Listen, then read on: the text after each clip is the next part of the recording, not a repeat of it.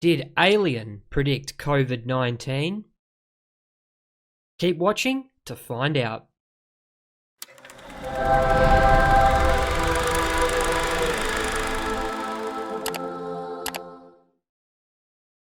G'day guys, this is Holy Critics signing in once again.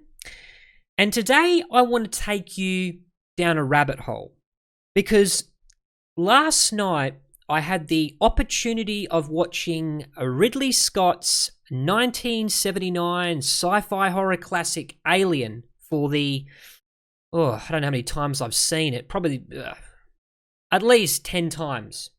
But I noticed something different. Unlike I'd ever really took note of before, I always thought the horror of the movie was the alien itself, the xenomorph, the creature that lurks the corridors and hides in the air ventilation system, waiting for the unsuspecting person to come along and devour. But with a more contemporary perspective in the post-pandemic COVID-19 world, I found that the real horror this time was actually one of the characters, the science officer Ash, played by the late actor Ian Holm. And you might be wondering what's so important about him. Well, he actually is revealed about 3/4 of the way into the movie to be a android, a synthetic, sent by the corporation Weyland-Yutani to safeguard the return of this alien specimen. And as I was watching, I was noticing parallels between the character of Ash and the real-life doctor Anthony Fauci, the chief medical officer to the president. And there are some really eerie, creepy parallels between the decisions made by Ash and how Anthony Fauci reacted to the initial outbreak of COVID-19 in Wuhan, how he downplayed it and minimized the harm and then misdirected people and then sowed seeds of dissent among the ranks. So let's start at the beginning. And for the purposes of this film analysis, which is all that it is, I want you to think of the alien, the xenomorph, as COVID-19. A clear and present danger. Everybody can identify that this virus is deadly. But I also want you to think of Ash being Anthony Fauci, and how all through the stages of us, first identifying the virus to present, now that the virus is now a global pandemic and it's killed over 1 million people, I want you to retrace these steps with me to how we got where we are now, and how the alien in the movie went from an egg to being attached to somebody's face, to then being transported back onto the Nostromo, to then bursting out of the chest, running off, growing bigger, picking people off, and then down to the end game. So what then of Ash? What role is he to play in making sure that alien takes over the Nostromo? Well, first and foremost, he makes sure they respond to the signal that brings them to the planet where the alien eggs lie. He makes sure he sends out an expedition crew to expose themselves to this deadly pathogen, in this case, the creature, or COVID-19. He makes sure that virus, that alien, gets back on the ship.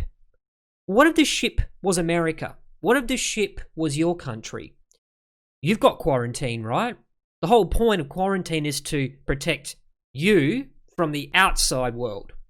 Well, in the movie, Ash opens the pod bay door against Ellen Ripley, played by Sigourney Weaver, her advice to close it, to quarantine them, to make sure that they're not bringing on something which could harm the whole crew on board the ship.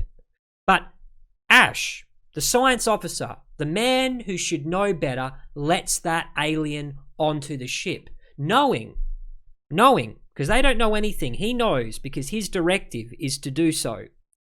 That alien is going to burst out. So what would he have to do? Well, he'd have to downplay the threat, wouldn't he? To let the alien on. He'd have to say, oh, it's just a parasite. We've got to detach it from the face.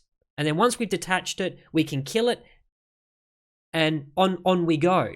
Well, what did Anthony Fauci do in the early days of COVID-19?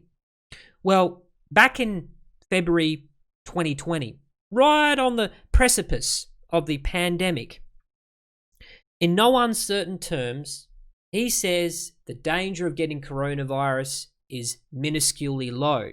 His argument would be it hasn't got out of Wuhan yet.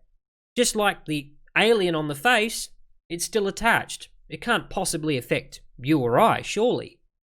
How then was the COVID-19 virus allowed to enter the United States? Well, Anthony Fauci had an answer for that. And I'm going to read in this interview his responses to some very pressing questions. He was asked, was it a mistake to quarantine the passengers aboard the Diamond Princess, which was a cruise liner in Japan? The original statement, he answered, which is not unreasonable, was the best thing to do with these people was to keep them safely quarantined in an infection control manner on the ship. As it turned out, that was very ineffective in preventing the spread on the ship. Okay, so what was his answer to that? So the quarantine process failed. I mean, I'd like to sugarcoat it and try to be diplomatic about it, but it failed. I mean, there were people getting infected on that ship. So something went awry in the process of quarantining on that ship. I don't know what it is, but a lot of people got infected. I mean, how many times is this guy going to repeat himself? Then the interviewer had a follow-up question.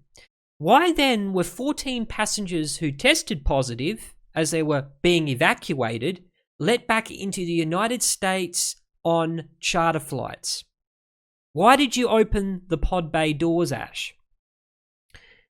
Fauci answers, we had a lot of discussion, intense, difficult, into the night discussion about what's the safest thing to do. Literally every hour, there's another 4 or 5 people infected. Right now, I think the number is 454 people who were infected on that ship. It got to the point where we decided we got to get them off the ship. But then, Mr. Fauci, wouldn't you be spreading that to the place that you put them, being the United States? Wouldn't that be introducing the infection there?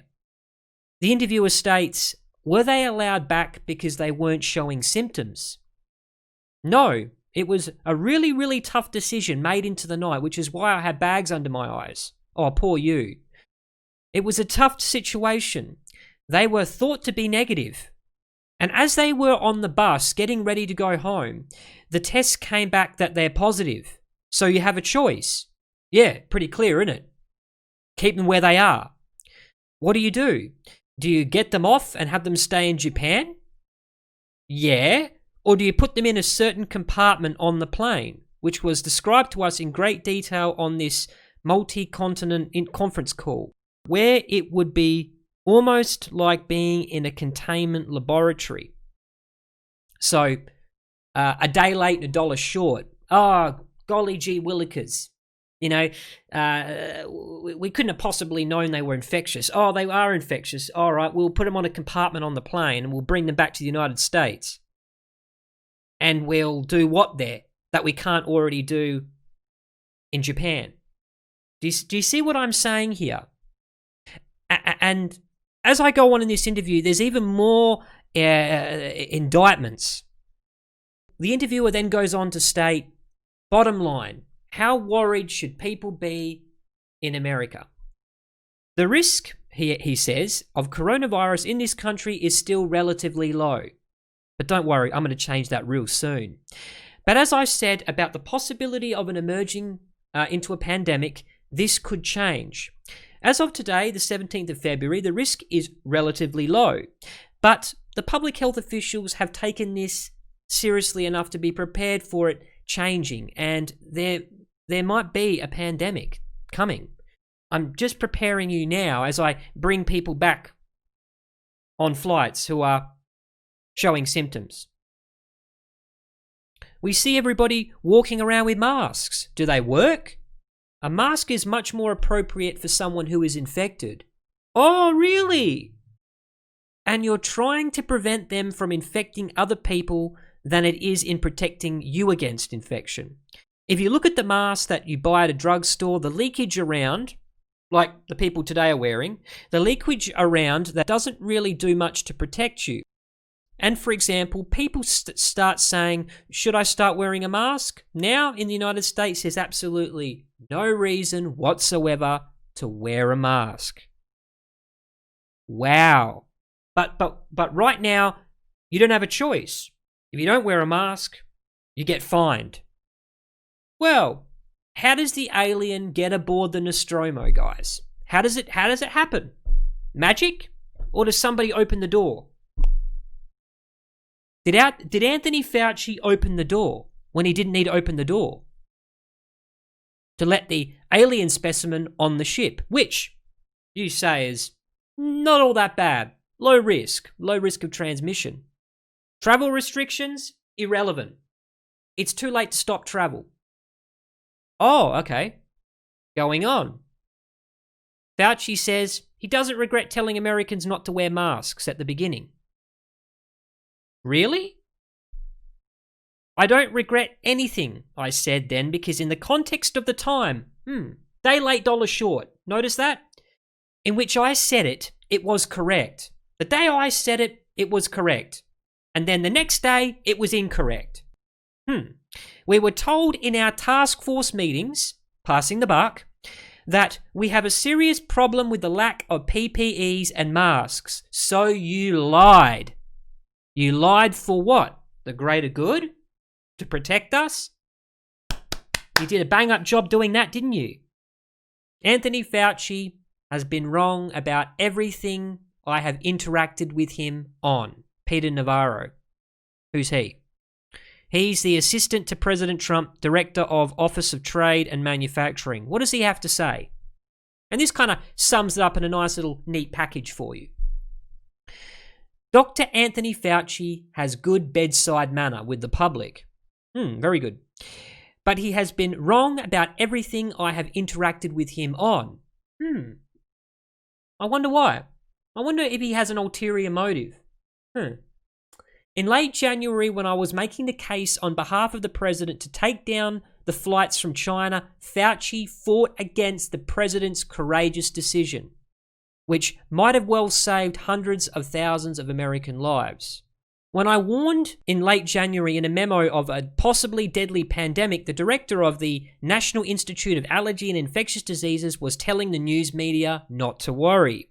When I was working feverishly on behalf of the president in February to help engineer the fastest industrial mobilization of the healthcare sector in our history, Fauci was telling the public the China virus was low risk. You heard it. When we were building new mask capacity in record time, Fauci was flip-flopping on the use of masks. He set himself up for that. That's not a conspiracy theory. Just watch the interview with 60 Minutes. Masks are not effective. And when Fauci was telling the White House coronavirus task team that there was only anecdotal evidence in support of hydroxychloroquine to fight the virus, I confronted him with scientific studies providing evidence of safety and efficacy. A recent Detroit hospital study showed a 50% reduction in the mortality rate when the medicine is used in early treatment. Now Fauci says a falling mortality rate doesn't matter when it is the single most important statistic to help guide the pace of our economic reopening. The lower the mortality rate, the faster and more we can open. So when you ask me whether I listen to Dr. Fauci's advice, my answer is only with skepticism and caution. And now to quote a scene in the movie, I wrote a note about it, and this was a pivotal moment when Dallas, Tom Skerritt, dies in the ventilation system, and Ripley approaches Ash, frustrated, vexed about why they haven't eliminated this threat yet. I'm going to quote the movie here, because this is a film analysis, nothing more than a film analysis. Ripley says, "Ash, any suggestions from you or Mother, the master computer?" Ash replies, "No, we're still collating." "You're still collating?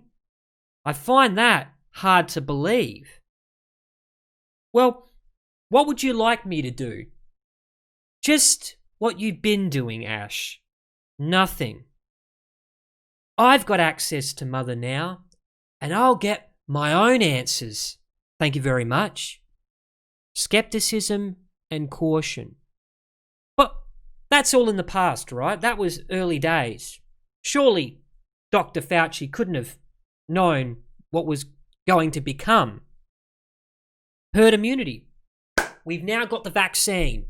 What do we do now? It should be, we got the threat, it's over. What does Fauci say about the vaccine rollout?